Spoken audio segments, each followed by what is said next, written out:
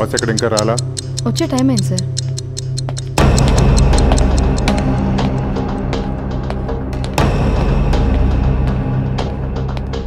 Sir ఆయన PP Virendra. ఆయన మన పక్కకి వెళ్ళిపోతుంటే పులి పక్కన ఉండిపోతున్నట్లేదు. ఏంటి ఇంత లేటు? జడ్జి రావడానికి ఇంకా 1 minute టైం ఉంది. కేసు ఎప్పుడు చదువుతారు, ఎప్పుడు వాదిస్తారు? చిన్న రిపేర్ చేసి వచ్చాను. అయినా చదవాల్సింది కేసుని కాదు, ముద్దాయిని.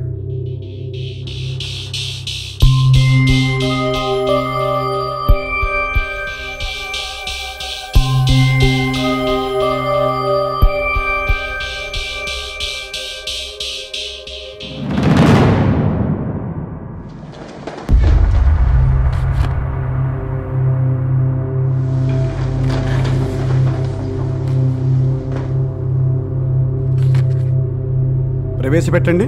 ముద్దాయిని తీసుకురండి. Veerendra, proceed. Your honour, Siddharth అనే ఈ ముద్దాయి భార్య అంజలి గత నెల 21వ తేదీ రాత్రి సుమారు 10ంటికి హత్యకు గురైంది. అదే రోజు రాత్రి 11 గంటలకి కూతురుని చూద్దామని ఊరు నుంచి వచ్చిన అంజలి తల్లి పద్మ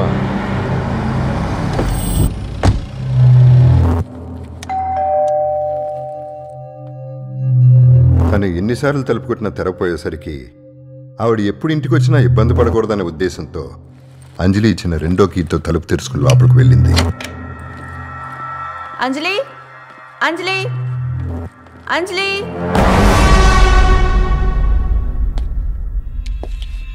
అంజలి బెడ్రూమ్ తలుపు లాక్ చేసింది.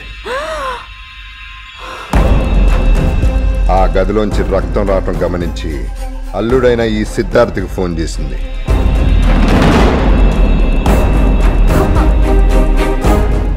ఫోన్ స్విచ్ ఆఫ్ ఉండటం వల్ల భయపడి పోలీసులు ఫోన్ చేసింది.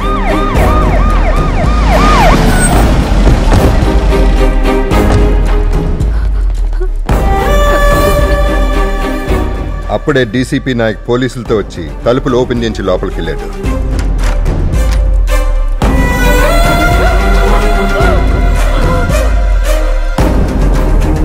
అప్పటికే అంజలి చనిపోయింది.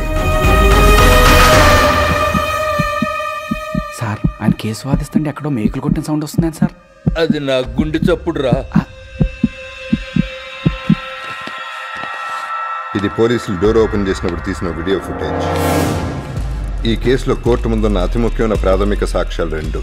1 postmortem report, 2 forensic report. Forensic report ప్రకారం ఆ ఇంటి కాంపౌండ్లో 4 వ్యక్తులు ఏడు ముద్దలే దొరికాయి. 1 ఈ ముద్దాయిది, 2వది ఇతని భార్య అంజలిది, 3వది ఆమె తల్లిది, 4వది వాళ్ళ ఇంట్లో పనిచేసే పని మనిషిది. So according to the scene of offence ఈ 4 వేలు ముద్రలు తప్ప 5వ వాడు లేడు అనేది క్రిస్టల్ క్లియర్ ఫ్యాక్ట్. ఒకవేళ ఉండుంటే అతని ఫింగర్ ప్రింట్స్ అన్న దొరికి అంజలి మీద అటాక్ చేసుంటే ఇంట్లో వస్తువులన్న పగిలుండే. According to the forensic report there is no forced entry into the house. Postmortem report ప్రకారం అంజలిని ఒక షార్ప్ ఏజ్ వెపన్తో కొడటం వల్ల ఎక్కువ రక్తం పోయి సుమారుగా రాత్రి 10-10:30 మధ్య చనిపోయింది. ఆ రోజు పని మనిషి సాయంత్రం 5 గంటలకి కాలనీ నుంచి బయటికి వెళ్ళడం సీసీ కెమెరాలో రికార్డ్ అయి ఉంది. అప్పటికి అంజలి బతికే ఉంది. అంటే ఈ హత్యకి ఆ పని మనిషికి ఏ సంబంధం లేదు. ఇక అంజలి తల్లి పద్మ, ఆవిడ 11 గంటలకు వచ్చింది. అది కూడా సీసీ కెమెరాలో రికార్డ్ అయింది. ఆవిడ వచ్చేసరికి అంజలి ఆల్రెడీ చనిపోయింది. సో ఆవిడికి కూడా ఈ హత్యతో ఏ సంబంధం లేదని తెలుస్తుంది. ఇక మిగిలింది 2. ఒకళ్ళు అంజలి అయితే 2వది ఈ ముద్దాయి.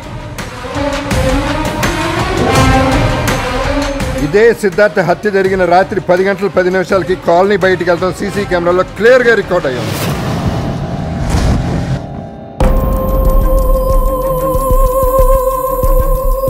సో ప్రాథమిక సాక్ష్యాలన్నీ ఇతని వైపే వేలెత్తి చూపిస్తున్నాయి. ఇతను అంజలిని ఎందుకు చంపాడు, ఆ వెపన్ని ఏం చేశాడని తెలుసుకోవాలంటే విచారణ కోసం పోలీస్ కస్టడీలో అప్పగించాల్సిందిగా కోరుతున్నాను. That's all your honour.